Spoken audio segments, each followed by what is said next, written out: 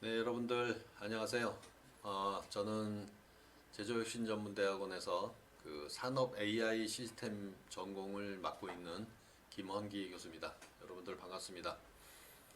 네, 요번에 그 저희 제조혁신전문대학원에 그 석사과정으로 입학한 거에 대해서 무척 기쁘게 생각하고 아주 그 진심으로 축하드립니다. 아주 반갑습니다. 네, 이미 뭐 이제 잘 알고 계시겠지만 여러분들이 훨씬 더 적응을 잘 할 수 있게 돕고자 이 예비 대학원을 운영하고 있습니다. 오늘은 무슨 수업을 할까요? 저랑 그 펌웨어 소프트웨어 개론이라는 과목을 가지고 저희가 한 2주 정도 한 6번 수업을 하게 됩니다. 오늘은 뭐 간단한 그 과목 소개와 전기전자 관련된 기본 상식 정도를 수업하고 마무리하도록 하겠습니다. 네, 오늘 뭐 교과목 사실은 이게 저희가 그 대학원에서 정규 과목이 있습니다. 그래서 여러분들이 아마도 정규 과목을 들으실 수 있는 기회가 있을 거고요. 뭐 다른 쪽 전공, 뭐 반도체 패키징 쪽이라든지 그냥 디지털 금속 공정 쪽 이런 쪽을 전공을 하게 되면 또 들을 기회가 없을 수도 있으니까 이번 기회에 좀 더 뭐 들어보면 좋은 기회가 될 것 같고 또 산업 AI 시스템 쪽을 전공하게 되면 나중에 또 좀 더 그 깊게 배울 수 있지만 뭐 미리 사전에 좀 그 미리 좀 공부를 해둔다 이렇게 생각하면 여러분들도 좀 훨씬 편할 거라고 생각이 됩니다.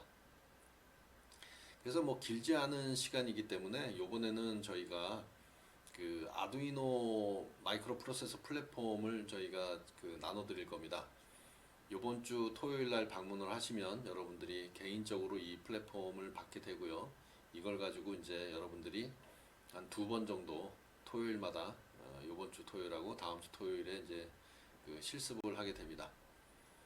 그러기 위해서는 뭐 좀 전기 전자 기본적인 상식들도 좀 필요할 것 같고요. 그 다음에 이 아두이노 플랫폼을 가지고 우리가 뭐 LED도 좀 켜보고 그 다음에 뭐 센서라든지 이런 모터를 좀 켰다 껐다 뭐 하는 뭐 이런 정도를 좀 알아볼까 합니다. 그래서 이런 부분들이 뭐 하시다가 흥미가 있다 그러면 뭐 저랑 좀 더 깊게 과제를 진행해도 좋지 않을까 생각이 됩니다. 이 교재는 뭐 다음 학기나 다다음 학기에 개설이 되기 때문에 그 아마도 뭐 센서 및 뭐 IoT, 사물 인터넷 뭐 이런 과목마다 조금씩 다르긴 하는데 수업을 또 진행을 하게 됩니다. 그래서 미리 책을 사두셔도 좀 괜찮고 이런 쪽으로 좀 관심이 있으시면 뭐 한 권 정도는 사두는 게 좋지 않을까 생각이 됩니다. 그리고 이거는 제가 강의도 하지만 그 토요일 날 이제 그 과목 조교가 있으니까 조교랑 같이 좀 실습을 해보면 아마 흥미롭고 재밌지 않을까 생각이 됩니다. 뭐 지난 학기 때도 보니까 이게 뭐 꼭 공대를 나온 학생들뿐만 아니라 그냥 전혀 공학적 마인드가 없는 학생들도 무척 재밌어하고 아주 흥미를 느끼는 걸 봤을 때 뭐 그래도 배워둘만 하지 않을까 이렇게 생각이 돼요. 자, 뭐 간단하게 뭐 이제 뭐 저랑 좀 친해져야 되는데 저랑 뭐 친해집시다. 네, 저는 아, 여기 뭐 인하대학교인데 학부를 전기공학과에서 이제 학부를 했고요.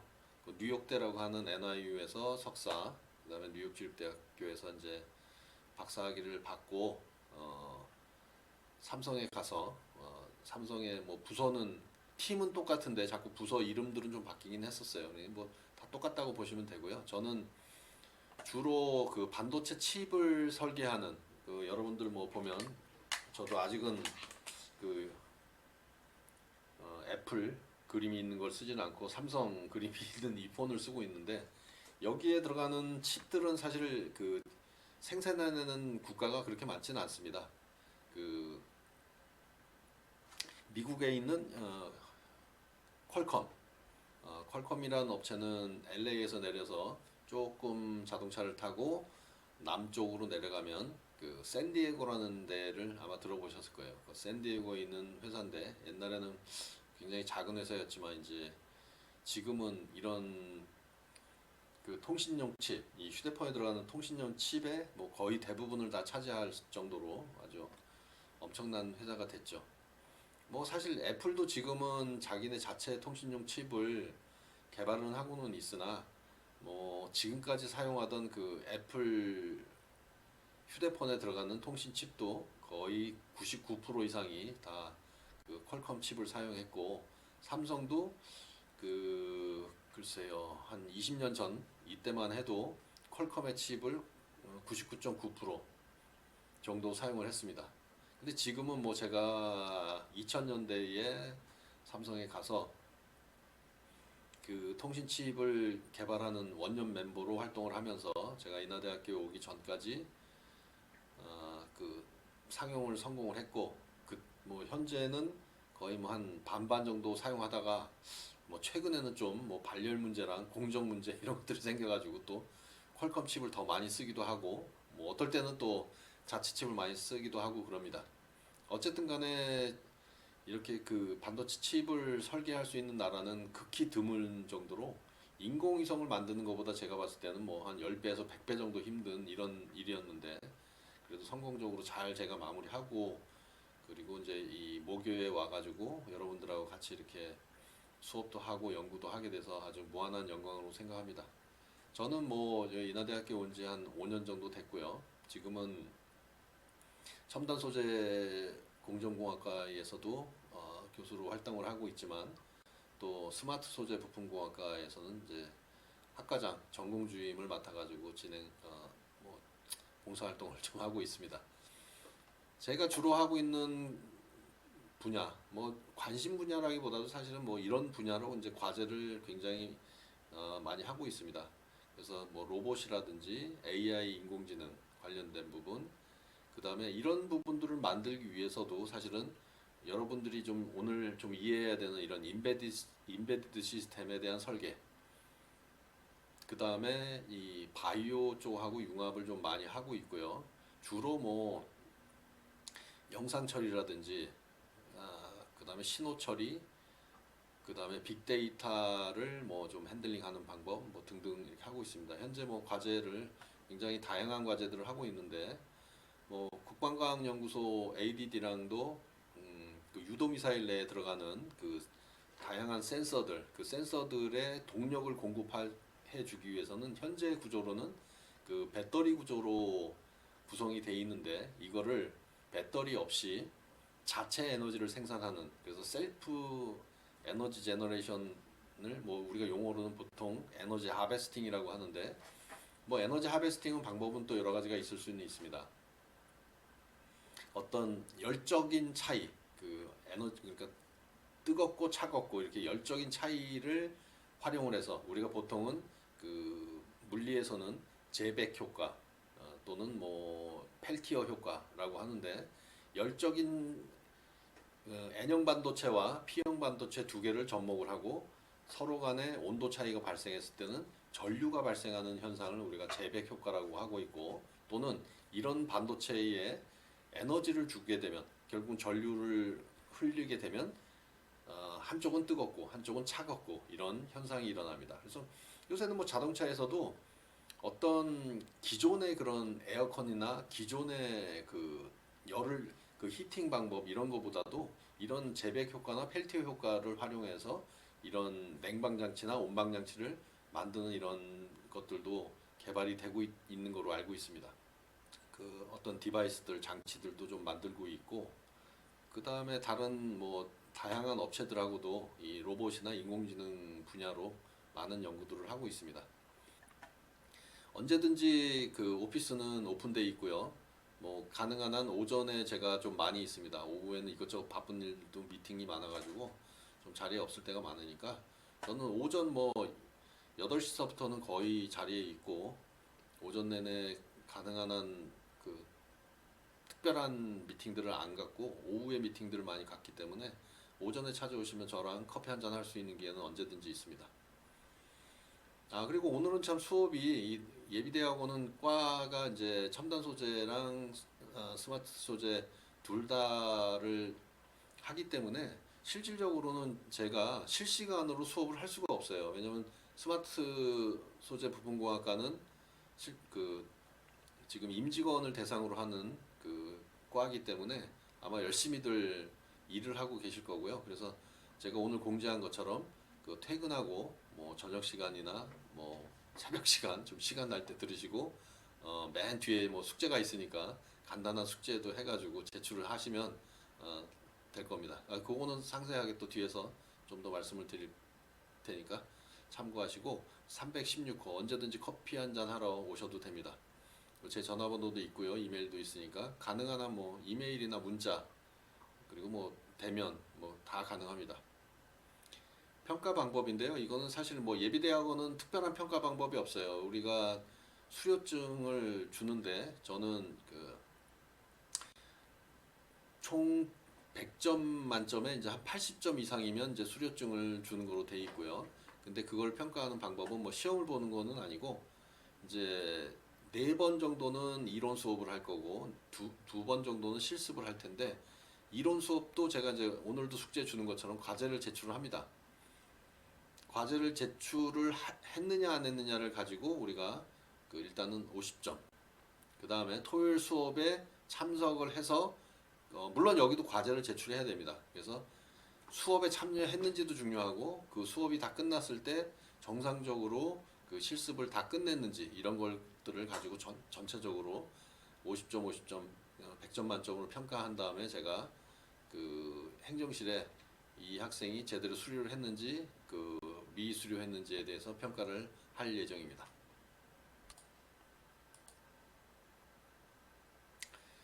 네, 우리가 뭐 그 앞서 말씀드린 대로 한 6일차 정도로 구성이 되고요. 달력으로 보면 뭐 7일, 9일, 14, 16 이때가 이론 수업입니다. 그러니까 1, 2일차, 4, 5일차가 되고요. 3일차하고 6일차는 토요일 날이니까 자, 주로 배우는 건 뭐 아두이노라고 써 있는데 사실은 뭐 이런 실습만 하는 게 아니라 사실은 그 소프트웨어 코딩에 대한 부분들도 다 배우게 됩니다. 그 내용들을 모르면 여기 있는 것들을 실습하기가 좀 어렵기 때문에 여러분들이 뭐 근데 그렇게 어렵지 않아요. 그러니까 너무 겁먹거나 뭐 이렇게 어렵 어렵지 않을까 이렇게 너무 고민하고 이러지 않으셔도 될 것 같아요. 거의 좀 따라하기 식으로 그 코드들도 특별한 게 아니면 제가 나눠드릴 테니까 너무 뭐 타이핑하는 노력은 필요가 없고 그 다음에 뭐 일부는 좀 코딩을 좀 바꿔가면서 뭐 동작이 LED가 뭐 빨리 깜빡깜빡 할지 모터가 더 빨리 돌려야 될지 뭐 이런 것들을 하려면 그런 속도 제어나 이런 것들을 해야 되니까 그런 거 정도에는 뭐 그 코드에다가 그 속도 값들을 좀 변경해서 넣는다든지 뭐 이런 정도만 수업을 해도 충분하지 않을까라고 생각이 됩니다. 자, 오늘은 지금 오리엔테이션을 하고 있는데 전기전자에 대한 기초 이런 부분들이 너무 모르는 분들이 대부분일 겁니다. 아마 입학하신 분들 두 과의 대부분 학생들이 이 전기전자에 대해서는 전혀 모르는 분들이 90%일 거라고 생각이 되고요. 물론 전기공학과 출신도 있더라고요. 그렇지만 뭐 새롭게 한번 리마인드 한다 생각을 하고 대부분의 학생들이 전기전자의 기초에 대해서 뭐 전혀 모르시기 때문에 오늘은 이 부분을 하고 다음 차수부터 아두이노에 대해서 수업을 하면서 입출력에 대해서 진행을 해보고 우리가 3일차 되던 날 실습을 할 겁니다. 그리고 다음 주부터는 센서와 모터까지도 우리가 활용을 해서 마지막 날 센서 및 모터에 대한 실습을 하고 여러분들이 만든 그 작품을 제출하는 거로 수업을 마무리할까 합니다. 자, 전기전자 기본 상식 부분을 먼저 좀 공부를 해볼게요. 뭐 그렇게 어려운 거 가지고 하는 건 아니에요. 뭐 아주 간단한 아주 기초적인 것들만 얘기를 할 거니까. 자, 그래서 처음에 내가 좀 얘기하고 싶은 거는 그 임베디드 시스템과 펌웨어. 우리가 수업 지금 과목 제목이 뭔가요? 펌웨어 소프트웨어죠. 자, 임베디드 시스템하고 펌웨어는 서로 뭐 뛰어놀래야 뛰어놀 수가 없는 거고요. 그래서 이 부분에 대한 거를 잠깐 얘기한 다음에 컴퓨터에 많이 나오는 용어들. 그러니까 컴퓨터라는 거는 우리가 이제 이런 인베디드 시스템을 가지고 뭔가를 작업을 하다 보면 나오는 용어들이 좀 있어요. 그래서 그런 용어들. 근데 뭐 다 아시는 걸 거예요. 뭐 클락이라든지 동기화라든지 뭐 이런 얘기들을 하는 거고. 그다음에 이제 회로의 기초. 그다음에 디지털 기초. 그래서 여기 회로랑 디지털 기초도 배우려면 뭐 한 학기 정도 배워야 되고 하는 건데 여러분들이 이런 실습할 정도 수준의 아주 간단한 정도만 오늘은 수업을 하고 마무리할 거고요. 자, 브레드보드 우리가 보통 일명 그 빵보드라고 합니다. 빵보드. 브레드가 빵이잖아요, 빵. 그래서 그 판에다가 이렇게 구멍이 뽕뽕뽕뽕 뚫린 겁니다. 잠깐 제가 보여드리겠습니다. 네. 타임머신을 타고 제가 가서 아두이노 키트를 가지고 왔습니다. 자, 아마 여러분들도 이 아두이노 키트 이거를 아마 그 실습 때 저희가 나눠 드릴 거고요. 이걸 열어보면 여기에 이런 보드가 있습니다. 여기 보면 구멍이 퐁퐁퐁퐁 뚫려 있죠. 근데 이 구멍이 뚫려 있지만 여기에 선들이 어떻게 배선이 됐는지 이런 부분들은 그거를 이해하셔야지 여러분들이 이 요번 주부터 하는 실습을 정상적으로 하게 됩니다. 그래서 이 부분을 뒷부분에서 좀 설명을 한 다음에 마무리를 하도록 하겠습니다. 자, 인베디드 시스템과 펌웨어라는 말을 아마 처음 들은 분들이 되게 많을 거예요. 그래가지고 잠깐 말씀을 드리면 여러분들도 집에 그 냉장고도 있고 뭐 세탁기도 있고 뭐 TV도 있고 다 많죠. 가전제품들이. 그런 제품들 안에는 뭐가 들어있을까요? 당연히 거기에도 우리가 사용하고 있는 이런 컴퓨터처럼 아주 최적화된 이런 컴퓨터 기능들이 들어있다고 보셔야 됩니다. 근데 여러분들이 사용하는 그 컴퓨터는 굉장히 범용 컴퓨터라고 하는 거죠. 그래서 뭐 웬만한 모든 그 프로그램과 작업들을 다 할 수 있게끔 되어 있습니다. 그래서 거기에 들어가 있는 그 두뇌 칩, 우리가 보통 일명 CPU, 중앙 처리 장치라고 하는 그 칩은 굉장히 다양한 명령어들을 다 갖고 있습니다. 여러분들이 뭐 그런 거에 대한 지식들은 전혀 모르실 거라고 생각이 되는데 그 명령어라는 거를 뭐 영어로는 우리가 인스트럭션이라고 하는데 이 명령어가 많다는 거는 그만큼 그 CPU가 굉장히 복잡하다. 그리고 뭔가 많은 그 메모리도 필요하고 다양한 기능들이 필요하다. 이렇게 생각하시면 제일 쉽습니다. 그래서 여러분들이 뭐 옛날 많이 들어봤던 이런 펜티엄 칩이라든지 이런 것들은 굉장히 고가고 열도 많이 나고 사이즈도 크고 이렇습니다. 그런데 그렇게 고가의 그 예를 들면 뭐 50만 원, 싼 거는 50만 원, 비싸면 그런 칩들이 막 100만 원씩 하는데 그런 거를 뭐 냉장고에 넣는다든지 하다못해 여러분들이 집에서 사용하고 있는 뭐 마이크로웨이브, 전자레인지 같은 거 이런 것들도 사실은 뭐 다 그런 아주 그 PC와 같은 아주 뭔가 이런 제어 장치들이 다 필요한 겁니다. 근데 그런데다가 이 펜티엄 칩 같은 거를 넣는다 그러면 가격이 뭐 어마어마하겠죠. 그리고 아주 필요로 없는 모든 명령어들이 뭐 다 있는 그런 거를 사용할 필요도 없는 거죠. 그래서 우리가 이 특정 업무를 하는 특정 일을 시키는 세탁기와 냉장고 같은 예를 들면 냉장고라 그러면 온도를 제어한다든지 그 다음에 뭐 문이 열렸는지 정도를 알람을 준다든지 그죠? 문이 열리면 그 안에를 좀 밝게 비춰준다든지 뭐 이런 정도잖아요. 그럼 뭐 명령어도 몇 개 없어도 되죠. 그리고 가격이 그렇게 비쌀 필요도 없는 것들이죠. 그래서 우리가 그런 CPU라기보다도 마이크로 컨트롤러, 그래서 MCU라고 하는 아주 싸고 그냥 몇천 원 정도 하는 수준의 이런 그 저전력 칩들 이런 걸 가지고 우리가 하드웨어를 꾸미게 됩니다. 그리고 그런 정도의 기능을 하는데 메모리가 뭐 여러분들이 사용하는 뭐 SSD 메모리라든지 아니면 D램 이런 것처럼 컴퓨터처럼 그렇게 큰 용량의 메모리 뭐 거기서 뭐 영상 어떤 영화를 다운 받아 가지고 처리할 것도 아니고, 그죠? 세탁기나 냉장고에서 뭐 그런 거래. 뭐 일부 기능들은 요새는 스마트해지면서 좀 더 메모리가 커져야 되는 건 있지만 그렇게 큰 메모리가 필요하지는 않습니다. 그러니까 아주 소형의 그 메모리들, 그 다음에 뭐 센서들 이런 거를 우리가 그 MCU 주변에 있는 페리페럴이라고 합니다. 그래서 그 주변 장치라고 하는 거죠. 이런 것들도 꼭 필요한 부분들만 구성을 하게 되는 거죠. 그런 거를 우리가 임베디드 시스템이라고 합니다. 그러니까 그걸 다시 얘기하면 특수 목적의 컴퓨터다. 그렇기 때문에 특수 목적의 컴퓨터는 훨씬 일반적인 범용 컴퓨터보다는 훨씬 더 작은 시스템이다라고 생각을 하면 됩니다. 그래서 여러분들이 이제 실습을 하게 될 이 아두이노 플랫폼, 여기에도 요만한 임베디드 시스템이 여러분들한테 나눠주게 될 텐데, 이게 어떻게 보면 일종의 컴퓨터입니다. 근데 컴퓨터보다는 훨씬 더 기능이 아주 컴팩트하고 특수한 기능들만 할 수 있게끔 만들어진 겁니다. 그리고 이것도 뭐 전원 장치, 뭐 우리가 인터페이스 할 수 있는 부분들, 뭐 등등등 여러 가지 기능들은 할 수는 있지만, 그 여러분들이 집에서 활용하는 이런 노트북이나 그 데스크탑보다는 훨씬 더 저렴하고 간단한 구조, 그다음에 이 여기에 들어가 있는 그 중앙 처리 장치도 그 훨씬 더 저렴한 몇천 원 정도 하는 뭐 그런 거를 우리가 하여간 임베디드 시스템이다라고 이해하시면 되고, 그런 임베디드 시스템에 구현되는 소프트웨어를 우리가 펌웨어 소프트웨어다라고 여러분들이 이해하시면 되겠습니다.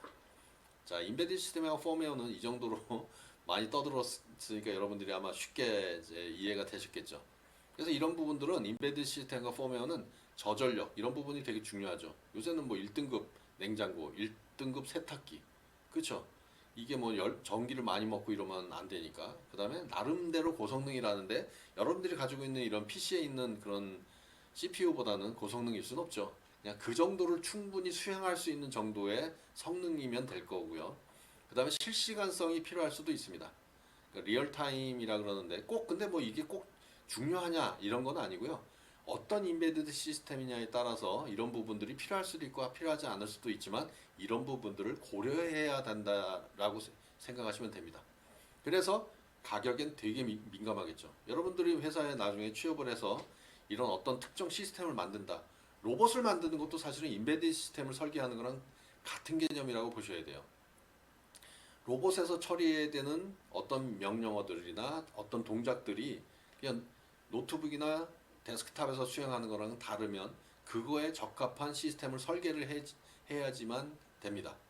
그래서 그런 거를 설계할 수 있는 능력을 갖는 사람을 임베디드 시스템 설계 그 엔지니어다 이렇게도 할 수 있습니다. 근데 사실 굉장히 그렇게 아주 쉬운 일은 아니고요. 좀 그래 나름대로는 좀 그래도 많은 공부를 좀 해야 되지 않을까. 예를 들면은 뭐 메모리의 양도 얼마 정도로 해야 되는지, 그 다음에 여기 들어가는 그 CPU가 어느 정도의 클락을 유지해 줘야 되는지, 그 다음에 외부의 인터페이스는 어떤 것들을 가지고 구현을 해야 되는지, 최소한 그 정도는 어느 정도 이해하고 있는 사람이 아마도 임베드 시스템 설계를 할 수 있지 않을까라고 생각이 됩니다. 그래서 이런 임베드 시스템은 이 하드 디스크가 없습니다. 이런 하드 디스크가 있는 순간부터 너무 커지고 비싸지고 이러겠죠. 물론 꼭 나는 뭐 있어야 되겠다고 하는 경우는 뭐 그 있을 수도 있겠지만 뭐 특별하지 않는 이상 99.9%는 하드 디스크가 없다라고 보시면 됩니다. 자, 이제 임베디드 시스템이 뭔지는 아셨고 거기 임베디드 시스템에 탑재되는 이런 소프트웨어를 우리가 펌웨어 소프트웨어다라고 명칭을 한다는 걸 여러분들이 이제 이해하셨을 겁니다. 자, 컴퓨터 용어 몇 가지인데 뭐 모르시는 분들은 없을 거고요. 뭐 대부분이 아실 겁니다. 자, 클럭. 그렇지만 우리가 이런 어떤 컴퓨터라든지 임베디드 시스템, 그 다음에 우리가 공학적인 개념들, 여러분들도 지금 이제 공대에 들어오신 거잖아요. 그죠? 우리 과 이름이 공학이에요. 무슨 공학, 무슨 공학과. 근데 공학적인 마인드를 가지시기 위해서는 이제는 그 기존에 어떤 일들을 하셨는지 모르지만 뭐 공학을 원래 학부 때부터 하셨던 분들도 계시고 아닌 분들도 있지만 이제는 공학도로서의 그 마인드를 가지셔야 돼요. 그래서 항상 꼼꼼하고 사실 이 공돌이들 우리 쉽게 얘기하는 이 공돌이들은 좀 성격이 하여간 꼼꼼해야 됩니다. 그리고 남들하고 협업을 잘하는 성격이어야지 돼요. 왜? 공학도라는 거는 예를 들어 로봇을 하나 만들어도 여기에는 기계공학과 하는 사람도, 전기공학과, 전자공학과, 소프트웨어공학과 뭐 그렇게 되면은 뭐 문과는 필요 없냐? 또 그런 것도 아닙니다. 이건 뭐 그냥 여담으로 좀 말씀을 드리면 요새는 그 인공지능 AI를 배우게 되면 이제는 윤리라는 문제에 부딪히고 있어요. 왜 그럴까요? 제가 뭐 인공지능 수업할 때마다 항상 하는 얘기지만 자동차를 하나 가지고 이게 자동차라고 합시다. 자동차가 가고 있는데 어린아이들이 무단으로 횡단을 하고 있어요. 한 10명 정도가. 그럼 내가 이 학생들을 치고 가야 내가 사는 거고 치고 가지 않고 정지하면 하든지 뭔가 핸들을 틀어가지고 이런 벽면에 부딪히게 되면 내가 죽거나 내 차에 탄 사람 누군가가 죽어요. 어떻게 해야 될까요? 답이 없어요. 어렵지. 나는 내가 이 차의 주인이니까 무단횡단하던 애들을 죽여야 된다. 뭐 이렇게 생각하는 사람도 있고 그리고 꼭 무단횡단하는 애들 그 사람이 애기들이라고 하니까 더 고민이 되는 거예요. 근데 얘네들이 뭐 떼강도야. 그러면 당연히 떼강도를 죽이고 내가 살아야지. 이렇게도 쉽게 생각할 수 있을 거예요. 근데 이런 거보다 더 어려운 거는 이 AI가 좌측 뭔가 물체가 갑자기 나타났는데 좌측으로 핸들을 틀면 내가 죽고 우측으로 틀면 내 옆자리에 앉은 와이프가 죽어. 또는 뭐 뒷자리에 탄 그 자녀들이 죽는다든지. 이거를 AI가 어떻게 판단해야 돼? 아마 여러분들은 그런 거에 대한 고민들을 많이 안 해봐서 답은 쉬울 거예요. 인명 피해가 적은 그 그죠? 인명 피해가 적은 쪽으로 그 AI가 판단하면 된다. 근데 그게 꼭 정답일까요? 저는 그렇게 생각하지 않아요. 자, 그래서 지금은 그전에는 근데 이런 AI를 안 만들면 되지. 뭐하러 고민을 하느냐 이럴 수도 있어요. 그런데 이미 자율주행 자동차가 지금은 상용화되기 일보 직전이고 뭐꼭 일보 직전이라는 게 당장 되느냐 뭐 이런 건 아니고 여러분들이 뭐 좀 찾아보면 나오시겠지만 그 자율주행 자동차도 레벨이 있습니다. 0레벨서부터 1레벨, 2레벨, 3레벨, 4레벨, 5레벨 완전한 자율주행 자동차 아예 핸들이 없는 경우 뭐 이런 건데 지금은 우리가 거기까지 가지는 않았어요. 한 3레벨 정도 다 핸들도 있고 운전수도 뭔가 좀 제동 장치도 있고 하여간 조금 더 아직까지는 발전되려면 많이 좀 더 가야 되지만 저는 이런 자율주행 자동차도 하나의 그 인공지능 로봇이라고 생각을 합니다. 뭔가 얘기가 딴 데로 샜는데 이런 인공지능 로봇은 이런 식으로 자기의 생각을 가지고 판단할 수 있는 알고리즘이 없으면 운전을 할 수가 없어요. 옛날에 우리가 인공지능을 만들고 로봇을 만들었을 때는 인간의 말을 듣고 정지해 가, 얘 어떤 일을 해 이런 정도면 됩니다. 근데 지금은 자기가 도로를 운전하다가 뭔가도 물체도 피해야 되고 그 사고를 최소화할 수 있는 뭔가 알고리즘들을 탑재해야 되다 보니까 자율적인 판단을 할 수 있는 이런 지능이 필요하게 된 거죠. 그러면 나중엔 어떻게 될까요? 네, 터미네이터처럼 우리 인류와 전쟁을 하는 일이 당연히 벌어질 거라고 나는 생각을 하고 있습니다. 그러면 어떻게 될까요? 인간이 뭐 몇 년 또는 몇십 년, 몇백 년은 버틸 수는 있으나 뭐 다 멸망하지 않을까라는 뭐 이런 생각도 하고요. 뭐 이런 거에 대한 토론을 좀 하고 싶은 분들은 저희 316호로 와서 저랑 얘기하시면 됩니다.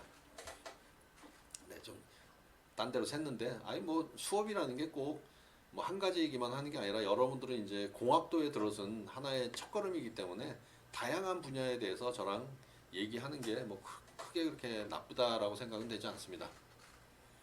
자, 그리고 자, 그래서 이제 클럭. 자, 클럭이 뭐예요? 클럭. 여러분들 뭐 손목에 차는 시계 이게 클럭인데 모든 로봇, 컴퓨터, 인베디드 시스템 모든 이런 전자기기 이런 것들은 클럭이 없이 움직이지는 않습니다. 그러니까 이거는 인간으로 따지면 심장이 움직여야 됩니다. 자, 그러면 클락은 우리가 주파수와 동기가 가장 중요합니다.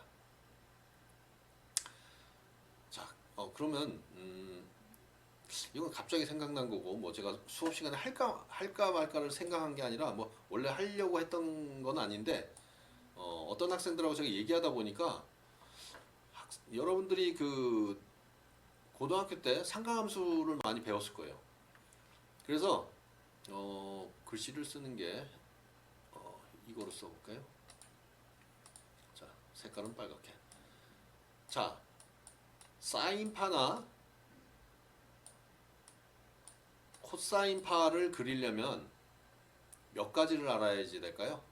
몇 가지 정보. 자, 이게 대면 수업이면 저 항상 이렇게 그 점수도 주고 뭔가 이렇게 보너스 점수를 드릴 텐데 이렇게 여러분들하고 비대면으로 하다 보니까 좀 안타깝긴 합니다. 어떤 학생들하고 몇 명 얼마 전에 그 식사하면서 제가 이걸 한번 물어봤는데 잘 모르더라고요. 자, 이런 사인파라는 거는 왜 중요할까요? 우리가 공학도로서는 클락도 물론 이런 렉탱귤러 펄스의 이런 사각파들도 있고요. 그 다음에 이런 사인파들도 있습니다. 모든 통신과 모든 이런 이 일상생활의 대부분은 내가 봤을 때는 이런 파형으로 다 이루어졌고 이런 파형에 의해서 움직인다고 보셔도 과언이 아닙니다. 여러분들이 뭐 휴대폰 하는 것도 다 이 통신을 해야 되면 이런 사인파와 코사인파 이런 부분들을 모르면 전혀 이해가 되지는 않죠. 자, 이런 사인파를 그림을 그리기 위해서는 뭐를 알아야 될까요? 자, 세 가지를 알아야 되는데 첫 번째, 크기. 이거를 우리가 진폭 또는 amplitude, 뭐 영어로 magnitude, 뭐 이렇게도 얘기할 수 있죠. 그래서 첫 번째는 진폭. 아이고, 이거를 쓰다 보니까. 네. 자, 두 번째는 뭘 알아야 될까요? 두 번째는 페이즈. 페이즈를 모르는 분들이 있는데 이걸 모르면, 자, 사인파는 그림을 이렇게 그립니다. 코사인파 어떻게 그릴까요? 코사인파 이렇게 그리죠. 이게 생각이 안 나는 분들은 다시 고등학교 정석책을 찾아보셔야 되고, 공학도로서에 이렇게 또 저기 하면 뭐라고 구박하면 아이씨 때려칠까만 이제 이럴 텐데, 그래도 최소한 사인파와 코사인파를 구별하지 못한다 그러면 좀 문제는 있습니다. 자, 여기는 기본적인 크기를 뭐 1로 하는 거지만, 네. 어쨌든 간에 진폭은 그래서 우리가 보통은 사인파는 크기가 1이기 때문에 여기를 A라는 진폭을 두게 됩니다.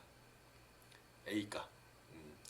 그리고 요 안에를 또 우리가 좀 따져야 되는데, 요 안에는 사실은 요걸 X라는 값을 우리가 구별을 하게 되면 2파이 F 더하기 세타 이렇게 표현을 합니다. 그래서 우리가 삼각함수 이런 사인파를 그림을 그릴 때는 요건 색깔을 또 녹색으로 한번 해볼까요? 자, A라는 amplitude, F라는 frequency, 주파수죠, 주파수. 그래서 이거는 frequency. 여러분들 휴대폰도 뭐 몇 기가 대역이냐, 뭐 몇백 메가 대역이냐, 뭐 이런 것들도 있고. 요거는 우리가 phase, 위상이라고 하죠, 위상. phase라고 하는 거는 그래서 위상이라고 합니다. 프리퀀시와 페이즈. 이거를 알아야 그림을 그리는 거라. 자, 이 세 개가 다르게 되면 프리퀀시가 빠르다. 그럼 어떻게 되냐? 사인파를 그릴 때 보통은 이렇게 그렸다고 생각하면 프리퀀시가 빠른 거는 결국은 이 안에서 진동이 훨씬 더 많이 되고 이렇게 되는 거죠. 자, 그 다음에 페이즈가 다르다는 건 어떻게 될까요? 페이즈가 다르다는 거는 사인하고 코사인은 무슨 차이가 나요?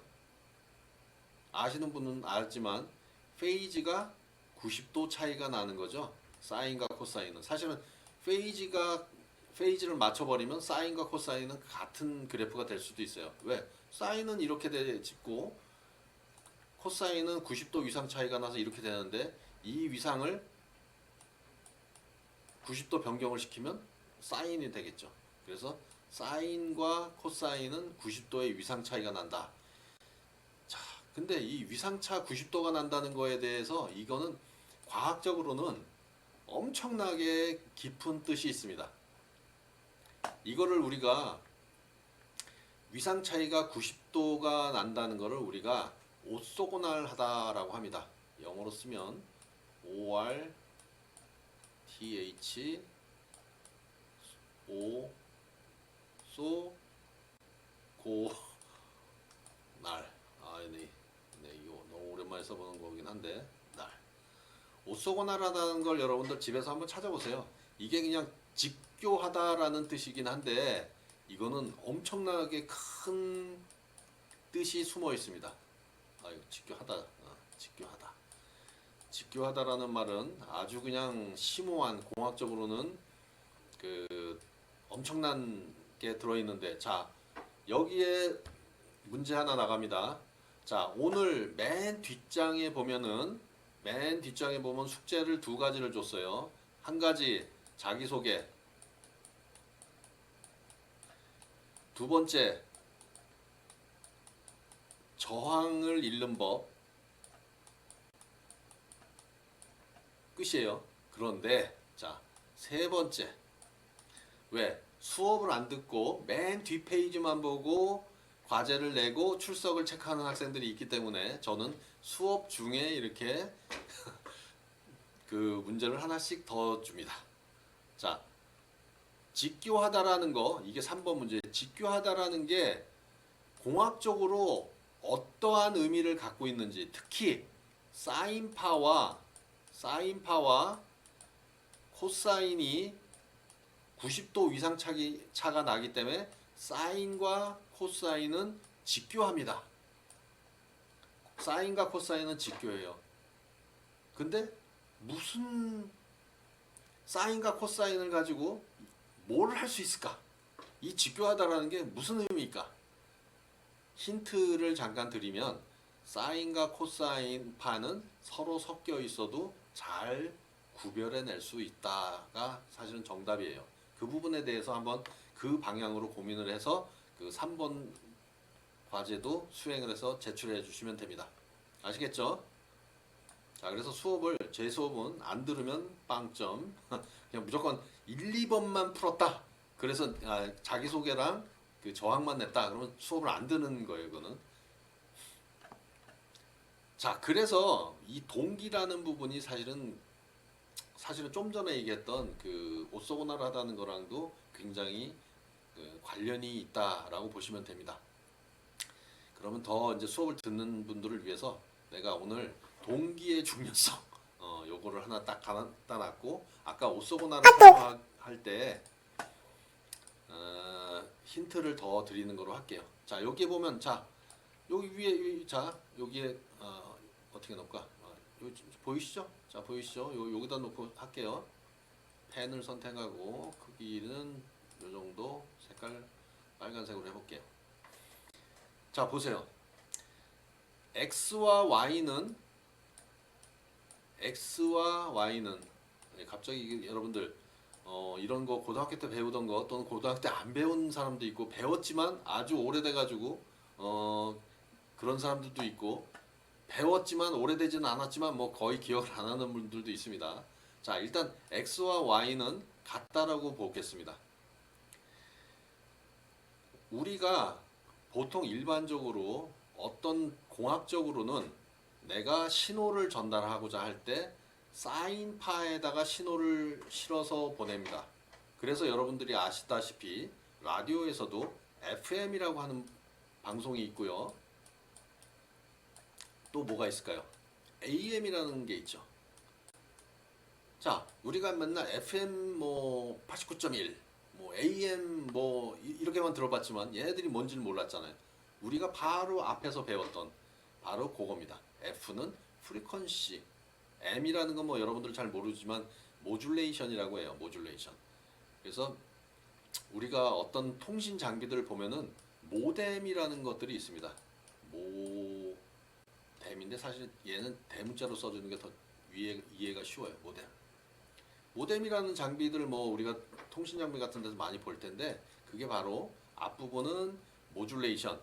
근데 모듈레이션이라는 거는 신호를 변조한다는 건데 그 신호가 변조된 걸 다시 복조를 해내야 내가 데이터를 찾아내기 때문에 그거를 디모듈레이션. 그래서 모듈레이션과 디모듈레이션 기능을 하는 놈이다. 그래가지고 우리가 모뎀이다라고 합니다. 이건 뭐 여담이고요. 자, 그래서 요거 F는 프리퀀시 모듈레이션, A는 앰플리튜드 모듈레이션. 그러니까 앰플리튜드에다가 뭔가 신호를 전송한다 하는 겁니다. 그럼 앰플리튜드 모듈레이션을 하게 되면 어떻게 신호를 보낼까요? 예를 들면은 A라는 신호를 사인파에다가 실어서 보내게 됩니다. 자, 뒷부분의 X는 사실은 프리퀀시와 페이지를 다 담고 있다고 앞에서 잠깐 얘기했지만 그냥 얘는 X 값은 서로 같다고 보면 이렇게 해서 데이터를 보내게 됩니다. 그럼 받는 쪽에서는 똑같이 사인파를 곱해주게 되면 됩니다. 자, 그럼 무슨 일이 벌어질까요? 이래서 우리가 상가함수를 배우는 거예요. 여러분들 고등학교 때 고등학교 선생님들은 왜 이걸 배워야 되는지를 가르쳐 주지 않기 때문에 여러분들이 수업 시간에 조는 겁니다. 그리고 내가 왜 이런 지겨운 사인파와 코사인파를 알아야 되고 로그를 알아야 되고 지수함수, 익스포넨셜 함수를 왜 알아야 되는 거고 근데 그걸 왜 배워야 되는지를 가르쳐 줬으면 훨씬 더 여러분들이 재밌었겠지. 자, 여기에 나와 있는 공식을 대입해 보도록 하겠습니다. 자, A 사인과 사인이 곱했으니까 바로 요거죠, 요거.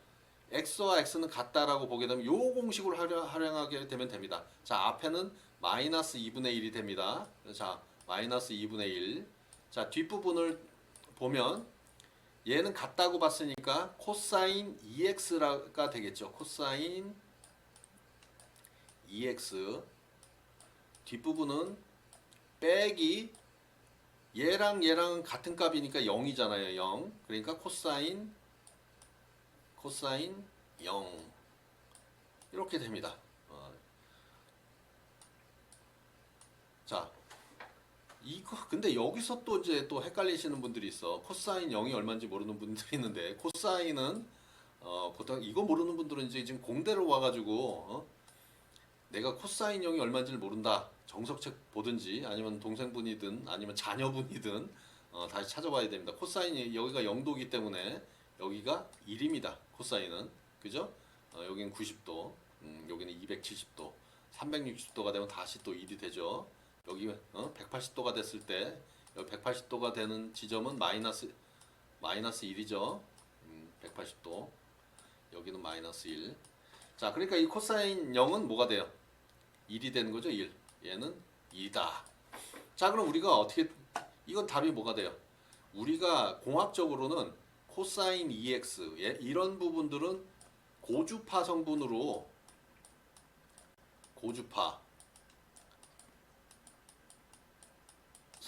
필터링을 해서 날려버리면 돼요. 그래서 이거는 없어진 고주파 성분으로 제거한다고 하면 남는 거는 결국은 A가 빼먹었네. A가 원래는 A가 있어야 되겠죠. 여기 곱해진 A가 있어야 되겠지. 그러면 플러스 2분의 A라는 값이 나타나겠죠. 그러니까 결국은 우리가 찾고자 하는 이런 상수들이야 우리가 보상을 해주면 되기 때문에 A라는 정보를 찾게 됩니다. 딩동대. 자, 그런데 이렇게 날라오는 걸 사인을 곱하려 그랬는데 이게 위상이 안 맞았어. 위상이 그래서 90도가 틀어졌어요. 동기가 안 맞는 거죠. 그러면 사인 x가 아니라 뭐가 되겠어요? 얘가 위상이 틀어졌기 때문에 코사인 x라고 가정을 해봅시다. 코사인 x. 자, 코사인 x가 됐어요. 일단 좀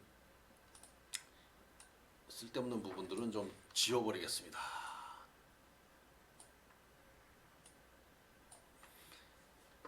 여기도 이런 애들도 필요 없는 건데. 자, 코사인 x 곱해졌다고 하자고요. 자, 여기 공식에 보면 자, 사인과 코사인 얘네들 뭐 이걸 어느 쪽으로 해도 상관은 없어요. 이 둘 중에 하나라고 하고 그냥 위에 거를 적용하는 걸로 할게요. 자, 그러면 A라는 건 원래 있었으니까 2분의 A가 되고 2분의 A가 되고 자 얘와 얘는 뭐가 됩니까? sin x와 y는 같은 거니까 sin 2x 이렇게 되죠. 더하기 뒷부분 뭐가 돼요? 얘와 얘 같은 거니까 sin 0 이렇게 되죠. 자 고주파 필터를 써서 얘는 날려보냈어. 그럼 뭐가 남습니까? 2분의 a에다가 얘를 곱해야 되죠. 얘를 곱해야 돼. 사인 0도가 얼마입니까? 이걸 또 모르는 분들은 또 고등학교 정석책 다시 찾아봐야 돼요. 사인이라는 거는 0부터 시작해서 이렇게 움직이는 거기 때문에 사인 0도인 이 부분은 0이다. 그러니까 얘는 뭐가 됩니까? 0이 됩니다. 0. 그러면 어떻게 됩니까? 0. 자, 뭐가 됐어요?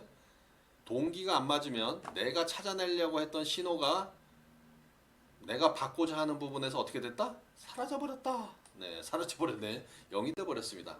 이렇게 모든 시스템에서는 동기라는 게 무지무지하게 중요합니다.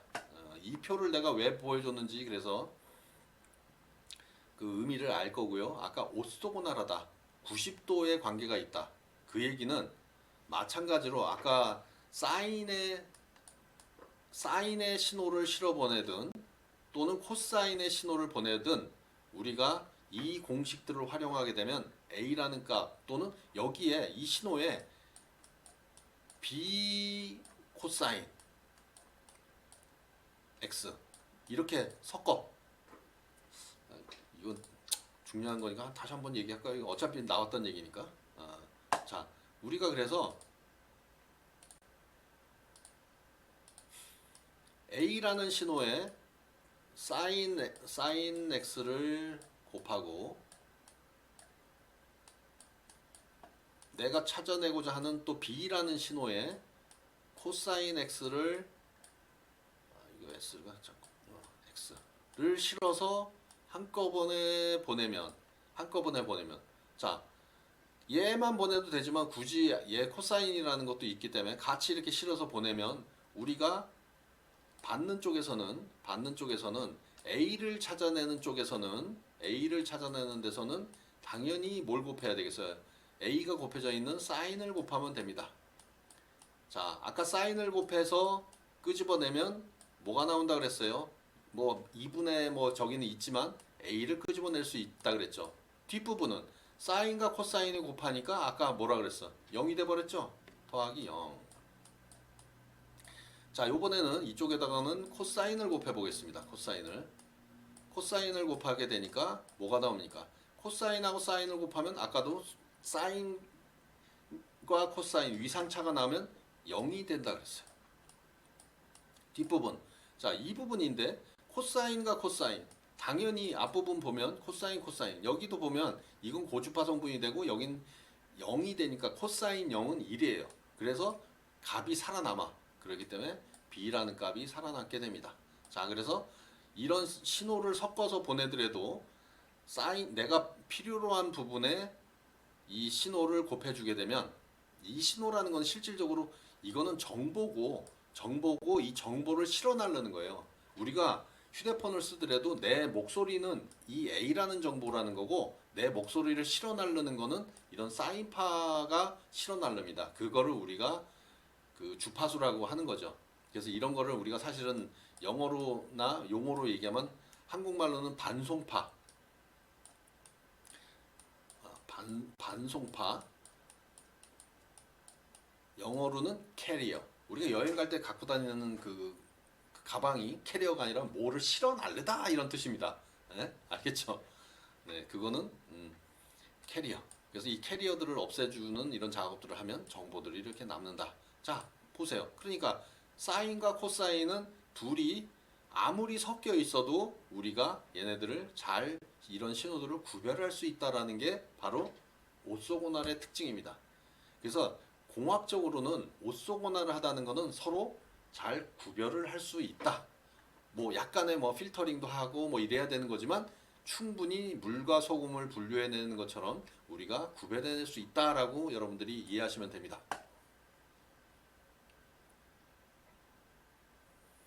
자, 한 뭐 50분 정도 됐으니까 저도 잠깐 쉬고. 자, 물 한 모금 먹고 저도 돌아왔습니다. 또 뭐 뒷부분 이게 빨리빨리 해야 되겠는데. 자, 전송 속도라는 것도 용어로 많이 씁니다. BPS. 그러니까 비트 퍼 세크. 세컨드라는 거가 뭐예요? 초당이죠, 초당. 1초에 1초당, 그러니까 퍼섹이니까 몇 비트를 보내느냐 이런 용어도 많이 씁니다. BPS. 근데 실질적으로는 어, 뭐 비트를 보내는 경우도 있지만 요새는 대부분이 패킷 시스템이라서 몇 개의 패킷을 보내느냐 그래가지고 그 패킷 퍼섹 초당 몇 개의 패킷을 보내냐 뭐 이런 용어들도 많이 씁니다. 그리고 비트들이 뭉치면 뭐 니블이 되기도 하고 바이트가 되기도 하고 워드가 되기도 합니다. 좀 더 큰 단위죠. 이런 것들은 뭐 한 번씩 찾아보셔도 돼요. 자, 진동수. 아까 우리가 프리퀀시라는 걸 얘기했잖아요. 프리퀀시. 그죠? 프리퀀시를 얘기했는데 1초에 한 번 동일한 주파수. 클락이라는 거는 그러니까 항상 매번 똑같은 파형이 움직이는 겁니다. 똑같은 파형이. 그래서 1초에 한 번 주기가 돌아온다. 그러면 이걸 1헤르츠. 헤르츠. 사실 뭐 영어 발음은 헐츠인데 이걸 한국 사람들이 헤르츠라고 하는 바람에 다 그냥 헤르츠가 돼 버렸는데 뭐 여러분들은 조금 저기 이제 공학 석사의 반열에 들어오셨으니까 뭐 헐츠라고 하셔도 됩니다. 4번 진동하면 4헐츠. 그다음에 1000번이다 그러면 1000헐츠. 이렇게는 안 하죠. 왜? 우리는 공대생이니까 이제 공대생들은 1000이 되면 킬로가 돼야 됩니다. 그죠? 10의 3승, 그 다음에 10의 6승 되면 메가, 1메가헤르츠. 뭐 그 다음에 10의 9승이 되면 뭐 기가가 된다든지 뭐 이런 정도는 그 또 기본적으로 좀 여러분들이 수를 다루는 거에 대해서는 알고 계셔야 되겠죠. 당연히 알겠지만. 자, 그래서 클락이라는 것도 보면은 모양이 똑같은 게 아니에요. 이렇게 앞부분 그 상승 곡선 어떻게 보면 하이지 하이 쪽이 그 조금 짧고 여기가 이제 여기까지가 한 주기예요. 지금 요걸 한 주기로 보는데 앞부분이 좀 짧고 뒷부분이 길 수도 있어요. 그래서 이게 50대 50이 되면 뭐 이걸 하나의 우리가 듀티 사이클이라 그러는데 비율이 똑같을 때 50이다 이렇게 얘기하는 겁니다. 근데 짧으면 요 전체 주기에서 전체 주기가 요 t예요. t 요 시간 중에서 W의 양이 얼마나 많으냐 이거를 우리가 듀티 사이클이라고 합니다. 그래서 W의 양이 작아지면 작아질수록 듀티 사이클이 떨어지겠죠. W의 양이 점점점 뒤쪽으로 그러니까 모양을 다른 것들을 보여드릴게요. 자, 이런 겁니다. 50% 듀티 사이클은 하이와 로가 동일한 비율이기 때문에 똑같은 양이 되지만 여기 하이 쪽이 좀 더 많은 경우 75% 정도 많을 때 우리 듀티 사이클이 75%다.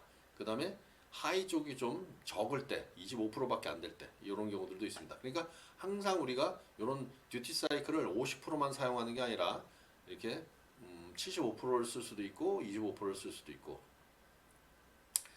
뭐 좀 깊게 설명을 한다면 사실은 특징들이 다 있겠죠.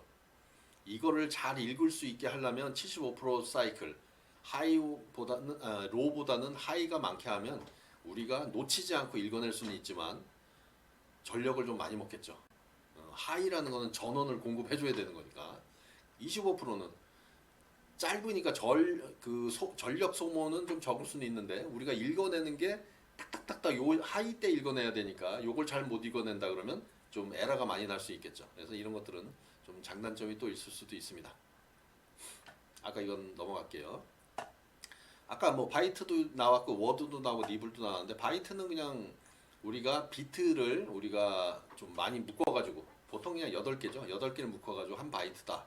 그 다음에 워드라는 거는 바이트 2개를 또 묶어가지고 또 묶어서 우리가 하나의 워드다. 뭐 니블이라는 건 잘 안 쓰는데 4비트를 하나의 단위로 해서 그냥 니블이다. 그러니까 니블 2개가 있으면 바이트가 되고 바이트 2개가 있으면 워드가 되고 뭐 이 정도로 그냥 알고 계셔도 됩니다. 근데 뭐 시스템에 따라서는 조금씩 다르게 사용하기도 해요.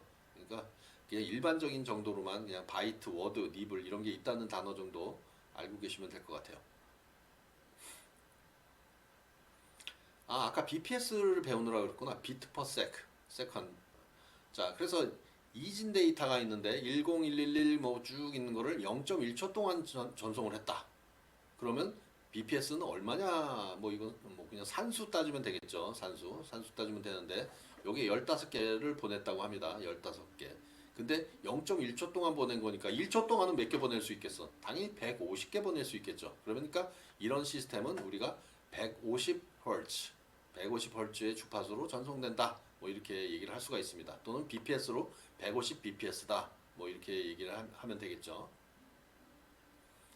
자, 이제 회로 기초를 하는데, 자, 전기는 어디로 흐를까요? 대부분은 플러스에서 마이너스로 흐르는 거로 알고 계시지만 실질적으로는 이 전자들은 마이너스에서 플러스 쪽으로 이동을 합니다. 근데 왜 이게 전류 방향이 플러스에서 마이너스로 흐르는 거 됐냐? 이 자유전자가 어떻게 이동하는지를 옛날에 과학자들이 잘 몰랐어. 그래가지고 야 그냥 플러스에서 마이너스로 흐르는 거 해. 그냥 그리고 정했는데 나중에 봤더니 어메 이거 아니네. 근데 그 뭐 또 과학자들은 또 이 고집이 있잖아. 그러니까 야야 그냥 정한 대로 하자. 정한 대로 해. 그래가지고 그냥 그대로 고정이 된 겁니다. 근데 이 전기가 잘 흐르는 도체가 있고 잘 안 흐르는 부도체도 있는데 뭐 그냥 도체와 부도체의 그냥 중간 정도 특성을 갖고 있는 이런 우리 반도체, 세미컨덕터. 그래서 이런 건 컨덕터지만 반도체는 세미컨덕터다. 이렇게 얘기하기도 하는 거죠. 자, 우리가 전기를 배울 때는 크게 두 가지가 있습니다. 전류, 전압. 자, 전류라는 거는 I라고 표시를 하고 단위는 암페어. 전압은 V라고 표시하고 단위는 볼트. 자, 전류와 전압은 이렇게 생각하시면 됩니다. 또 우리가 그림판을 사용해 볼까요? 그림판.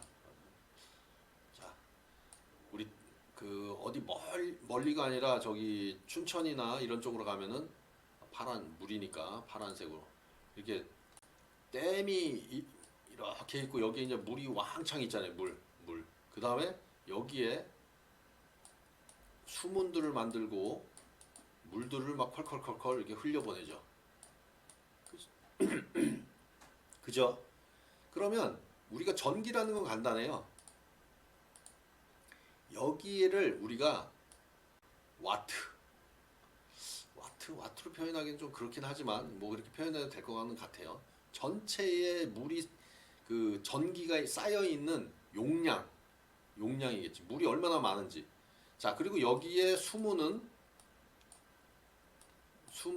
어떻게 보면 전류라고 할 수 있는데 전류는 이렇게 길이 있으면 길이 있는 대로 예를 들어서 가다가 두 가닥이 있어. 그리고 한 가닥은 또 되게 얇어. 자, 그리고 저 언덕 꼭대기에서부터 물이 확 떨어지잖아요. 그지? 우리가 이걸 보통 뭐 낙차라고 하는데 이 낙차가 높으면 전압이 높다. 그래서 우리가 이 V값이 큰 거예요. 그 다음에 여기에 흐르는 이 흐름, 이게 이 폭이 넓으면 넓을수록 전류가 많이 흐르기 때문에 전류는 우리가 I라고 표시하고 단위는 아까 암페어다 이렇게 했기 때문에 이게 흐르는 물의 양, 그 다음에 이 높이, 전압도 V고 단위도 우리가 볼트라고 했으니까 뭐 이렇게 표현을 해도 됩니다. 그래서 우리가 파워 P라는 거는 V 곱하기 I. 그래서 우리가 단위로는 W다. 여기 W. 이 용량이 그래서 이 용량이 W가 지금 그건데 이 전류와 전압을 곱한 값이 이 하나의 그 전력 이 P다 이렇게 생각하시면 됩니다. 자, 낙차가 큰 거는 전압은 알겠는데 자, 전류는 길이 있으면 요로도 가고 무조건 전류라는 거는 전기가 흐를 수 있는 길이 있으면 많이 가요. 다 흐르게 돼 있어. 근데 어디로 많이 가? 넓은 곳. 넓은 곳이라는 거의 의미는 저항이 작은 곳. 그래서 저항값에 따라서 전류가 잘 흐르기도 하고 여기는 좁잖아요. 그러니까 우리 인생도 이렇게 넓은 그냥 저항이 없는 데로 갈래? 아니면은 뭐 저항이 많은 심한 데로 갈래. 그래서 이게 저항이 많은 데로 가면 뭐가 발생합니까? 열이 나죠, 열. 그래가지고 드라이 여러분들 머리 말리는 드라이기라든지 다림이나 이런 것들은 거기에다가 저항을 달죠. 그래서 우리가 저항을 표시하기를 이렇게 표시를 합니다. 그리고 단위를 오hm, 얘는 오음이라고 읽어요.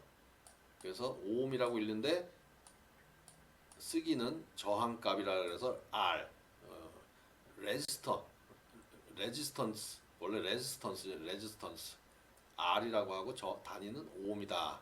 이쪽은 좀 저항이 작으면 좀 많은 전류가 흐르고 저항이 세면 조금만 흐릅니다. 그래서 이쪽에 예를 들어서 저항이 2오음짜리가 있고 이쪽에는 1오음짜리가 있다. 그럼 여기로 2배만큼의 전류가 더 많이 흐르게 됩니다. 이쪽으로. 왜? 저항이 여기는 2배만큼 크기 때문에 반비례하기 때문에 여기로는 조금밖에 반만 흐르고 일로는 2배만큼 흐르고 이런 식으로 흐르게 돼 있어요. 그래서 우리가 기본적으로 회로 이론에서는 이 저항과 전압과 전류 이 세 가지를 잘 아시면 됩니다.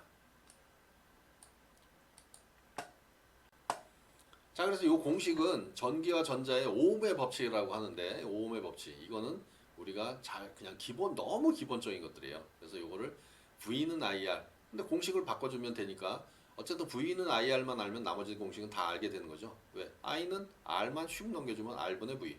그냥 R 구하려면 I를 슉 넘겨줘서 I분의 V. 그죠? 그래서 이 세 가지 요소들 중에 두 가지를 알게 되면 한 가지를 구할 수 있다. 그런 겁니다. 그래서 전압, 전류, 저항은 한 세트입니다. 요거를 그래서 꼭 알고 계셔야지 우리가 그래도 공대를 나왔다라고 뭐 한마디 정도는 할 수 있겠죠. 자, 저항을 읽는 겁니다. 이거 저항. 저항을 보면은 이 색깔이 이렇게 네 가지 색이 있어요. 자, 첫 번째 숫자가 있고요. 자, 두 번째 숫자가 있고, 요번에 세 번째 숫자가 있는데 얘는 자릿수라고 합니다. 자릿수. 그 다음에 얘는 오차예요. 그러니까 끝에 부분은 크게 문제는 없어요. 자, 그래서 앞부분에 색깔들을 먼저 잘 읽으면 됩니다. 자, 예. 자, 그래서 여기가 뭐 빨간색이다 그러면 2, 여기가 검정색이다. 어디 갔어? 이 검정색이 아니라 색깔이 좀 이상해서 그런데, 뭐 요런 색이다. 뭐 이렇게 8, 뭐 이런 식으로 이 색깔을 가지고 한 다음에 그러면 앞부분이 예를 들어서 28이야. 또 써. 자, 그래서 앞에 두 자리를 가지고 우리가 28이다. 뭐 이걸 읽었다고 쳐요. 앞에 두 개를. 그럼 뒷부분의 자리는 자릿수라 그랬어. 근데 저건 또 무슨 색이? 빨간색이라고 쳐. 이것도. 그럼 100이야, 100. 그러니까 10의 제곱. 그죠? 그 다음에 플러스 마이너스 오차가 얘는 이 색은 또 여기는 이 색깔들을 잘 조금 표시 못해서 그런데 얘가 아마도 그냥 요거랑 쳐 요거 금색인데 요 금색이에요. 그러니까 5%. 자, 그러니까 얘는 보면은 어떻게 돼요? 다시 한번 쓰게 되면 사실은 2.8 곱하기 10의 3승. 우리는 공대에서는 항상 이 3승 단위를 쓰는 것도 아주 좋아합니다. 왜? 키로로 변환하니까. 그렇죠? 그래서 이걸 우리가 쓰게 되면 2.8 키로 오hm. 마우스를 써서 뭐 마음에 안 들지만 그래서 이런 저항을 읽을 때 2.8kΩ이구나 이렇게 아셔야 됩니다. 그래서 오늘 숙제를 그림으로 하나 넣어놨으니까 뭐 색깔이 좀 매핑이 안 되더라도 그냥 어떻게 풀었다라는 거를 잘 쓰고 답을 쓰면 크게 문제는 없어요. 자, 그래서 저항도 한번 읽어보시고요. 자, 이것도 회로의 아주 기본적인 건데, 자, 이거 봅시다. 이거 왜냐면 이게 인베디드 시스템을 하다 보면 이런 저항들하고 전압도 주게 되고 막 이래서 여기 전류가 어디 흐르느냐 뭐 이런 것들도 좀 기본적으로 아셔야 돼요. 자, 첫 번째 하나 제일 중요한 거 전류를 측정하는 거랑 전압 측정하는 거 어느 게 쉬울까요?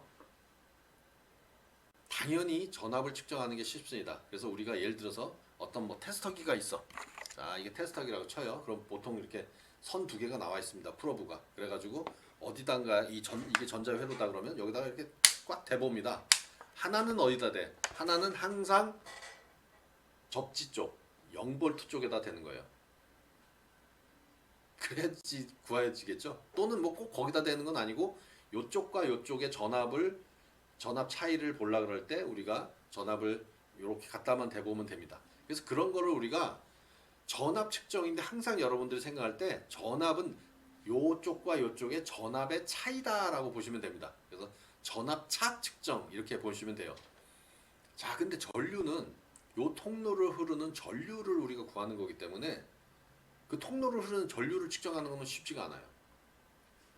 그래서 전류 측정은 되게 어려운데 그럼 여기에 전류계를 어떻게 해야 되냐면 여기를 끊고 이 선을 딱 끊고 여기다가 전류 측정기에 입력 여기로 나가게. 그래서 전류 측정기로 전류가 얼마나 흐르느냐를 알려면 이렇게 단절을 해서 선을 이렇게 연결해서 구해야 됩니다. 그러니까 이거는 복잡하죠. 그래서 요새는 이 커프 방식 우리가 혈압 잴 때 이렇게 갖다 묶는 거 있잖아요. 그 커프라 그러죠. 커프. 그런 것처럼 요 전류에 자기장을 이용해 가지고 그죠? 자기장을 이용해서 여기에 전류가 얼마나 흐르는지 측정하는 이런 장치들도 있어요. 그래서 전류를 측정하면 됩니다. 자, 그런데 우리가 이제 회로를 이렇게 봤을 때 여기에 1오음짜리 저항이 있고요. 여기 2오음짜리, 6오음짜리가 있어. 그럼 전류가 얼로 많이 흐르느냐? 아까 뭐라 그랬었죠? 저항이 적은 쪽으로 간다 그랬죠? 근데 여기는 1오음하고 2오음이 있으니까 얘네들 둘을 합치면 뭐가 됩니까? 3오음이 되죠? 직렬로 연결되어 있기 때문에 얘들은 그냥 두 개를 합치면 돼요. 3오음. 근데 3오음이고 얘는 6오음이니까 어느 쪽이 저항이 커요? 당연히 6오음 쪽이 두 배가 크죠. 두 배가. 그렇게 되면 여기에 흐르는 전류가 3A가 흐른다라고 알려져 있으면 당연히 저항이 적은 쪽으로 2A가 가게 되고 저항이 큰 쪽으로 1A가 흐르게 됩니다. 자, 그런데 3A는 어떻게 구했을까요? 3A는 어떻게 구했을까? 자, 여기에는 우리가 이 그림상에서 실제로 주어진 거는 이 배터리의 전압과 이 세 개의 저항값만 주어졌다라는 문제인 겁니다. 그렇게 되면 우리가 얼마의 전류가 전체적으로 흐르는지 이 3A를 구해줘야 돼요. 근데 어떻게 구해야 되느냐? 이거는 직렬은 그냥 더하면 되는데 서로 병렬로 연결되어 있는 이 저항에 대해서는 이 공식을 사용해서 구해야 됩니다. R1은 얼마가 되느냐? 그러니까 6오hm. R2는 여기는 이렇게 따로따로 있지만 얘 둘을 그냥 합쳐서 3오음이라고 하면 됩니다. 그래서 6분의 1 더하기 3분의 1 하게 되면 얼마가 돼요? 산수 6분의 3. 그죠? 6분의 3. 6분의 3이니까 얼마요? 2분의 1 나누기 하면 2분의 1. 그러니까 R분의 1이 2분의 1이니까 R은 뭐가 돼? 2오음이 되는 거죠. 2오음. 전체. 그래서 이 전체 저항은 2오음이 된다. 이렇게 생각하시면 됩니다. 그리고 여러분들 이게 이해가 안 되면 이 플레이를 자꾸 해서 다시 한번 들어보시면 돼요. 자, 그러면 앞 페이지에서 우리가 저항값을 알았어. 2오음. 전압이 6오음이야. 그럼 전류가 얼마예요? 전류 I는 R분의 V다. 그래서 2분의 6. 그러니까 3A가 흐른다라고 보죠. 그래서 이 전체 저항으로 흐르는 게 3A의 전류가 흐르는구나. 자, 그러다가 어떻게 돼? 전류라는 거는 길이 두 개가 나오면 무조건 나눠졌다가 다시 합쳐집니다. 그러니까 이쪽 2번 패스로는 2A가 흘러서 가고 이쪽으로는 1A가 흘러서 가지만 여기에서는 어떻게 돼? 다시 만났을 때는 다시 3A가 돼서 일로 들어가겠죠. 이해되셨나요? 자, 회로기초 여러분들 잘 모르면 다시 한번 반복해서 수업을 들어보시면 좀 더 이해가 쉬울 겁니다. 전력. 이거 뭐 잘 모르셔도 될 것 같고 아까 전력 잠깐 얘기는 했으니까 파워 P. 그거는 그 전압과 전류를 같이 합한 거가 전력이 되는데 문제는 직류와 교류로 나눈다는 거죠. 배터리들은 대부분이 그냥 이렇게 직류로 우리가 활용을 하게 되고 우리 여러분들의 집에서 가정에서 사용되는 뭐라 그래야 돼? 콘센트에서 나오는 거는 220V 교류죠. 그리고 거기도 잘 이렇게 찾아보시면 60Hz인지 뭐 50Hz인지 이 주기들이 또 나와 있습니다. 그래서 어떤 사람들은 어느 나라에서 만든 전자기기를 가져왔는데 금세 고장났어. 아니 이거 똑같은 220V라서 사왔는데 왜 고장 나는 거야? 이렇게 얘기할 수 있습니다. 당연히 220V 교류를 사용하는 드라이어기를 배터리를 연결하면 당연히 워킹하지 않겠죠. 근데 우리 220V 사용하는 그 콘센트에다 꽂으면 동작은 합니다. 근데 거기 들어가는 부품들은 이 프리퀀시에 맞춰져 있는 부품들을 사용한 거기 때문에 우리가 사용되는 그 콘센트에서 나오는 전압은 그 주파수가 정해져 있습니다. 그래서 그 정해져 있는 주파수대로 사용되지 않은 부품들이 사용된 전자제품들은 쉽게 고장이 날 수가 있습니다. 그래서 아까도 얘기했듯이 그 전압 이거는 뭐예요? 전압 이 10이라고 되어 있지만 220V 이게 어떻게 보면 그 매그니튜드, 앰플리튜드 크기지. 그다음에 주기, 페이즈는 뭐 그렇게 크게 여기서는 통신이 아니기 때문에 그렇게 중요하지는 않지만, 네, 그래서 이 주기도 좀 중요하다. 네, 그렇게 알고 계시면 될 것 같습니다. 아날로그와 디지털의 차이. 아날로그는 모든 연속적인 값들을 다 가질 수 있지만 디지털은 0과 1을 갖습니다. 뭐 나중에 뭐 이것만 가지고 제가 떠들려면 한 2시간 더 떠들 수가 있는데 여러분들 지루하기 때문에 그런 부분들은 더 이상 떠들지는 않을게요. 간단한 것만 얘기하면, 자, 아날로그 신호는 이렇게 뭔가 연속으로 모든 신호들, 또 간단한 그림 하나를 보면서, 자, 아날로그 신호는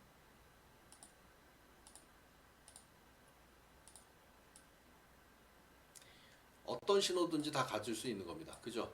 여기 축이고 여기가 X축이다. 자, 아날로그 신호를 디지털로 바꿀 때, 자, 아날로그 신호를 디지털로 바꾼다. 이거를 우리가 ADC,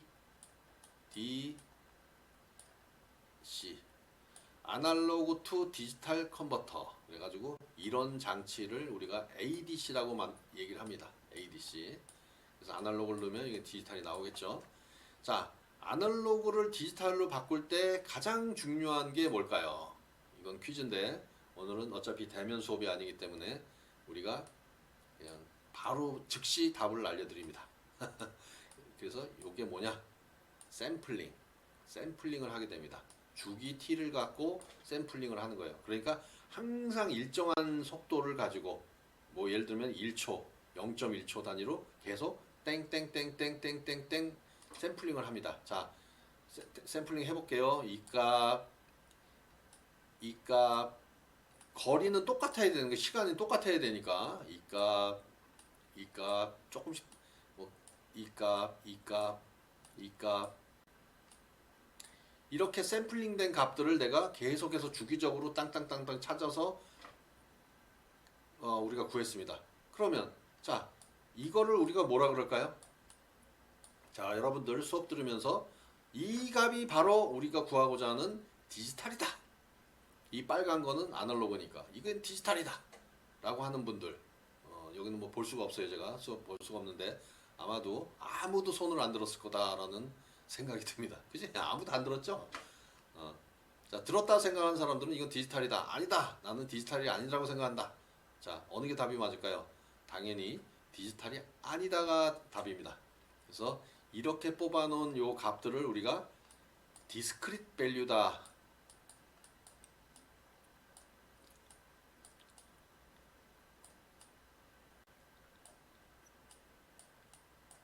영어로 2인데 요 2가 좀 이상한데 이걸 디스크릿 값이라고 합니다. 이런 디스크리트 값을 우리가 이제 뭔 짓을 해야 되느냐?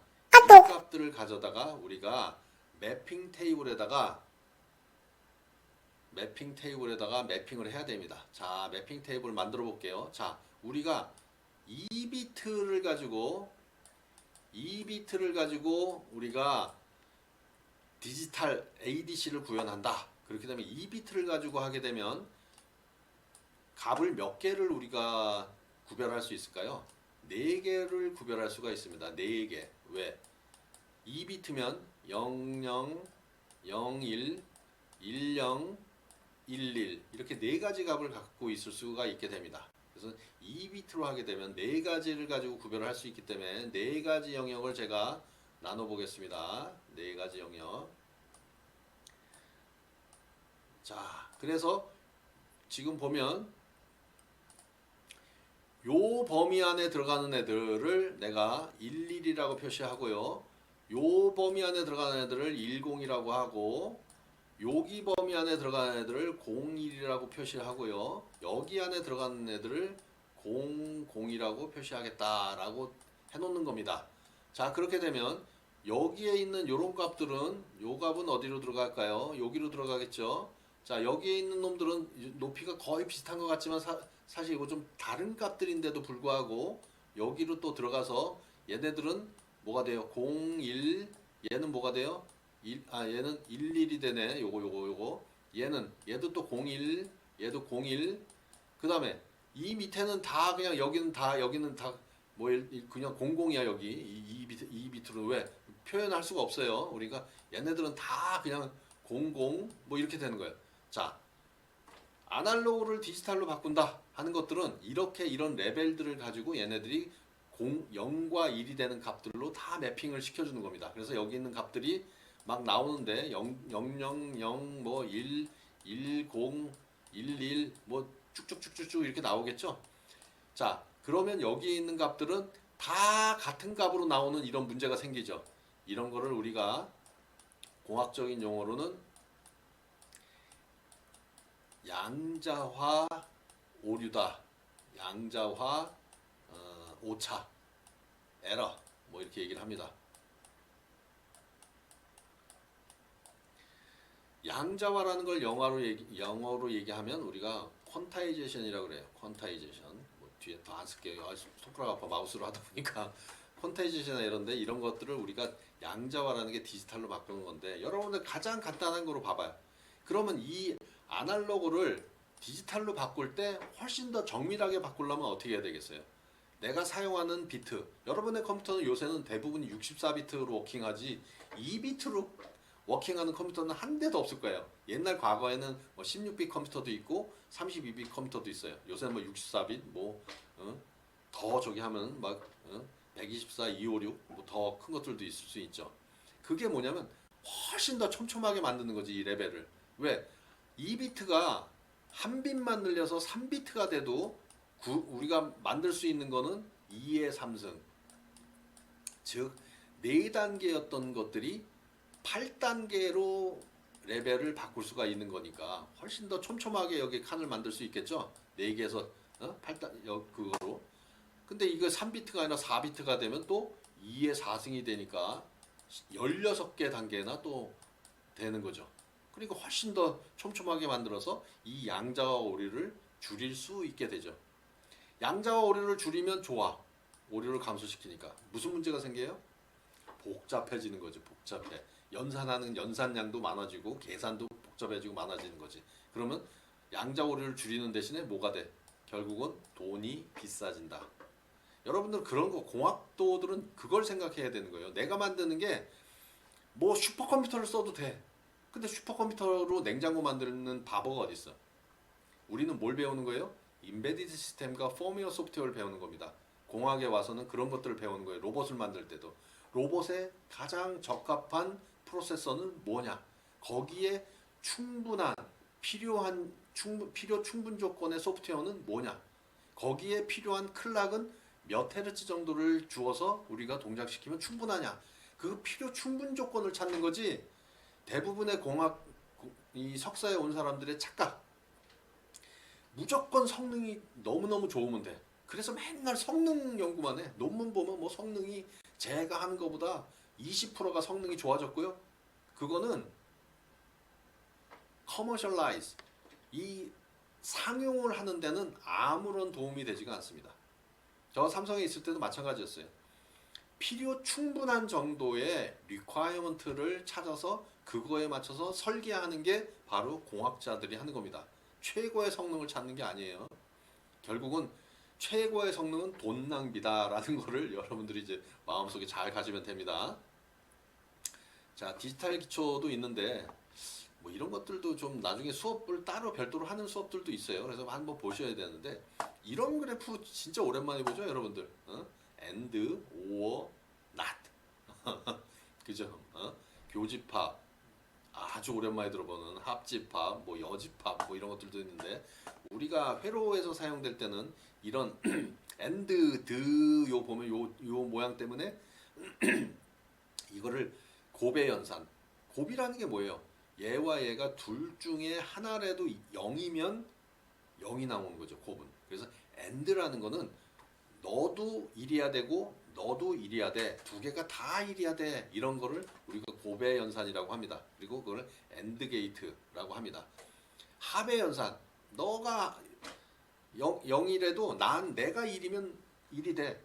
디지털에서는 1 더하기 1은 1이에요. 1 더하기 1은 2가 아니고 자, 1 더하기 1은 1.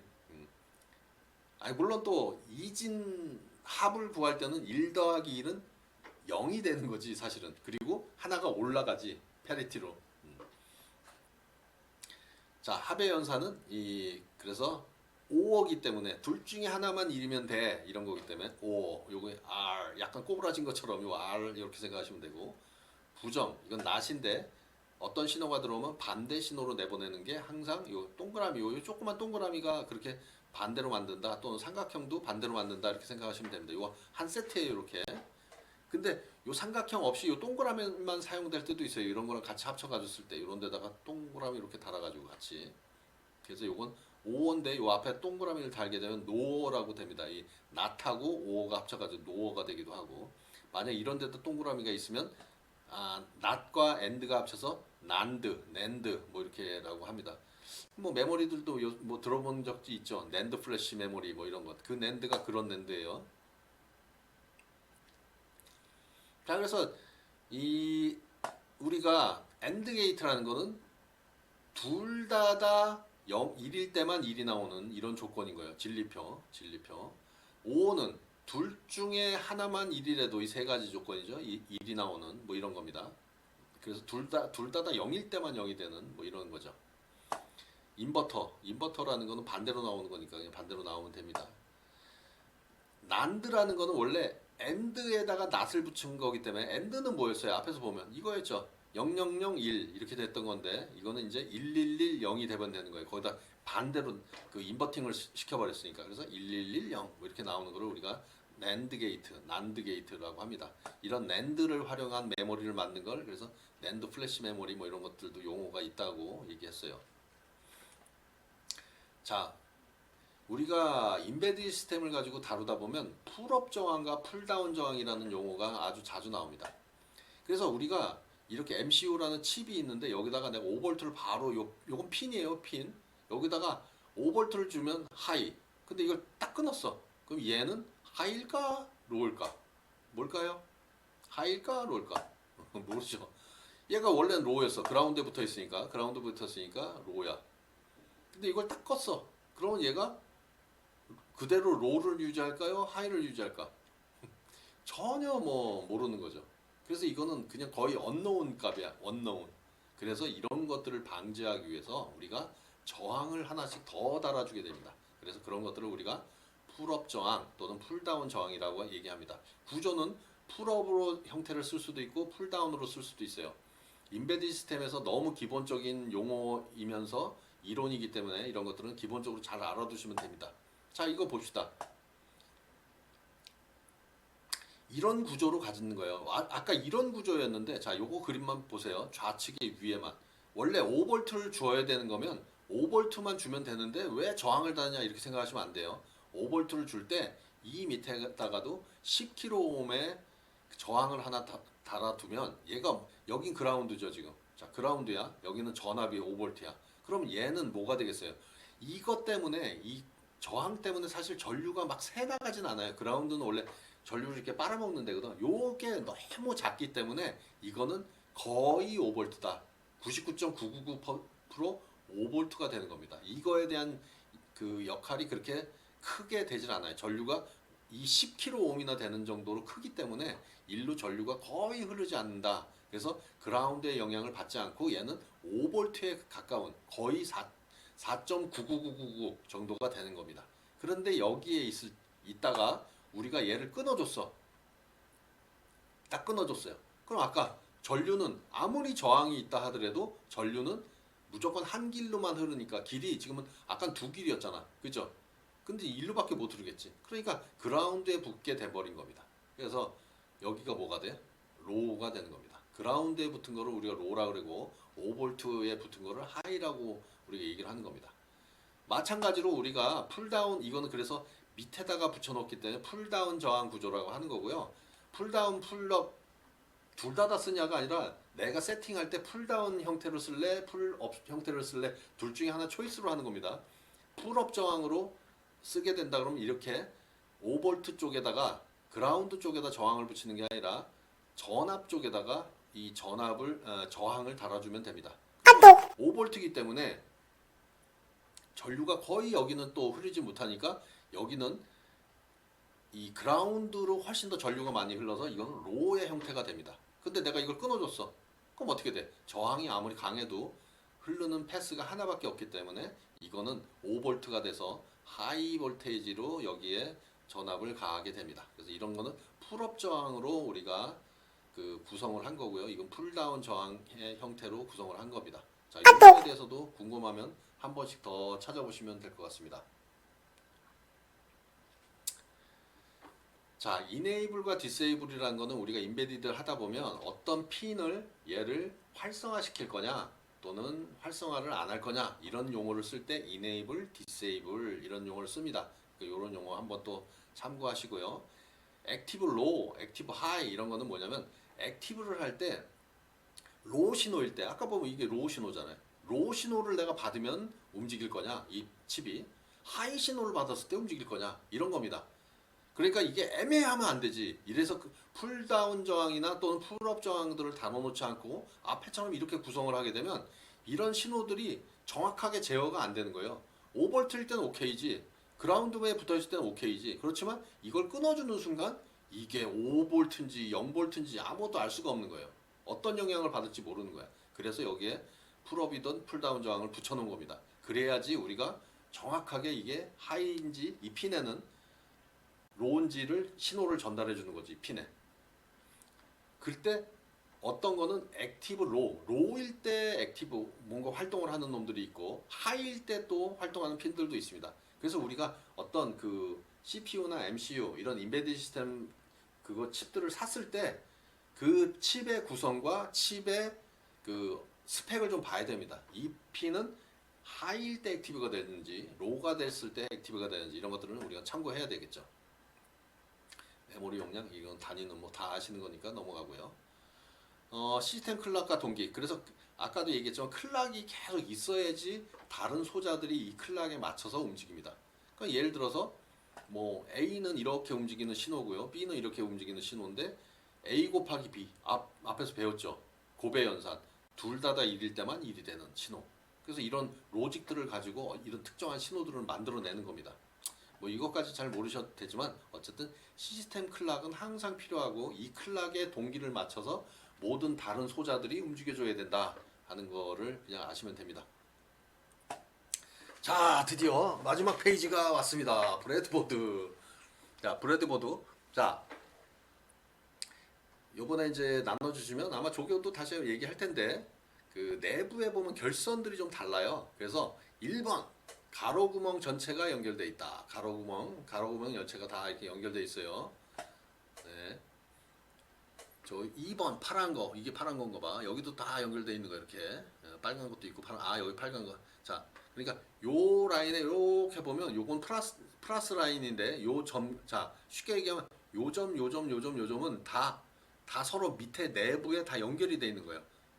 그리고 얘네들끼리도 다 연결이 돼 있어. 그러니까 우리가 배터리를 가져다가 플러스랑 마이너스에다 요 핀에다 꼽아도 얘네들이 다 연결돼 있으니까 여기서 이렇게 끌어가도 되는 거야. 여기서 이쪽에서. 왜? 이 라인이 다 붙어 있으니까. 알겠죠? 그 다음에 여기에 녹색으로 돼 있는 세로 구멍 얘네들은 이렇게가 연결돼 있는 거야. 이렇게. 그러니까 여기다 꽂고 전구를 여기다 꼽으면 어떻게 돼? 합선되는 거지. 그러니까 항상 이렇게는 같은 선으로 연결돼 있다. 여기도 마찬가지로 서로 연결돼 있다라고 보는 거예요. 근데 여기 있는 애들하고 요 같은 라인이 세로라도 얘네들하고 얘네들은 서로 떨어져 있다. 여기 그 남북 불가침 조약으로 여기 휴전선이 있는 것처럼 이것과 이것은 별도로 돈다. 여기와 여기는 다 별도다. 알겠죠? 자, 얘네들 이 전원 라인은 이렇게 서로 연결이 돼 있는 거고 여기에 우리가 부품들을 갖다 꼽는 데는 이렇게 서로 연결들이 돼 있는 겁니다.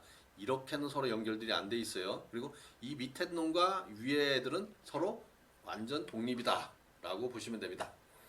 자, 이런 부분에 대해서 궁금한 것들은 다시 한번 실습 시간에 배우기로 하고요. 자, 짜잔. 얘도 한번 읽어보십시오.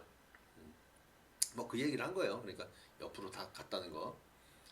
자, 그래서 숙제는 1번과 2번. 그리고 뭐 수업을 잘 들은 분들은 얘기 안 할 거예요. 그래서 1번은 자기소개를 간단히 해보세요. 뭐 이름하고 나는 어떤 전공들을 해왔고 뭐 미래에는 나는 여기서 어떤 일들을 해가지고 어떤 데 뭐 취업을 좀 해보고 싶다든지 어떤 인생을 살아보겠다든지 아니면 뭐 석사는 받은 다음에 다 때려치고 뭐 장사를 한다든지 그건 뭐 마음대로 하시는데 그리고 아까 우리 저항가 구하는 거 해봤잖아요. 이 색깔들이 뭐 어떤 분들은 생맥이면 그래서 원래 전기전자는 생맥 검사를 합니다. 입학할 때는. 근데 우리는 뭐 요새는 이 태석이 갖다가 대면 되기 때문에 요새는 옛날 방식인 거고 요새는 생명도 상관은 없어요. 그렇지만 그냥 기본적으로 한번 이 색깔들 가지고 한번 정확값이 얼마인지 보고요. 수고하셨고요. 또 이틀 있다가 또 다시 한번 보도록 하겠습니다.